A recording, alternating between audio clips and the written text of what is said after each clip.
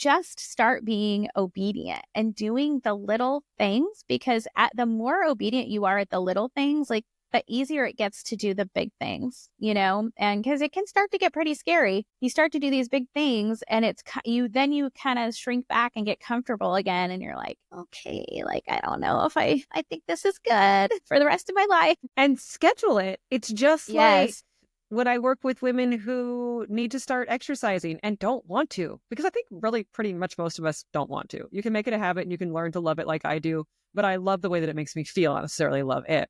You have to schedule it to begin with. Yeah. Until it becomes a mindset change and it's just what you do every day. Right. You have to put it down in a planner. Yeah. You have to write down, this is what and the same thing with discovering your purpose. Okay, I'm going to spend an hour brainstorming core values this day. Okay, I'm going to start writing up a couple of sentences or a paragraph that kind of, and then the next day, here's an hour, I'm going to do this. And then you make those steps. Okay, if this is my purpose, am I living that? Or do I need to look for a new job? Or do I need to get out of shift work? Or do I need to put up some boundaries in this relationship? And then start to write out those steps as well. There is so much power in taking pen to paper. Absolutely. Absolutely. It uses a different part of your brain. So, and I'm the same as you. Like I have to do stuff digitally. Like I have, a calendar on my phone. We have a family calendar, but like I have to write stuff down. And when you write stuff down, like it does use a different part of your brain and it helps you to remember it better. It helps you to like actually follow through with it better. So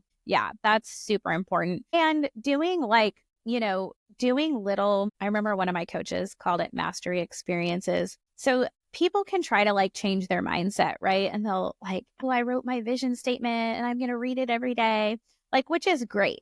But if you don't actually start doing little things that like tell your brain, like, yes, I'm doing this, like, you're not going to, like, you could read the same vision statement every day. But if you don't actually start doing the things on that vision statement, like nothing's going to change in your life. And so it can be, like you said, like just scheduling it. Like, okay, I'm going to spend 15 minutes a day, like working on my purpose. I'm going to get up 30 minutes earlier and pray and ask God to show me, like, whatever it is. And you don't have to do it all at once. That was kind of like, that goes back to my Simplicity Project book, was you don't have to give your life an extreme makeover. Like that's why most of those people on those shows just like go right back to where they were, right? Like when the home things, the body things, whatever it is that's out of control right now, if you try to like give it a complete overhaul really fast, it's probably not going to stick. And so you have to do something that's manageable. And when you're, raising kids or working full time, sometimes you only have an extra 15 or 30 minutes a day.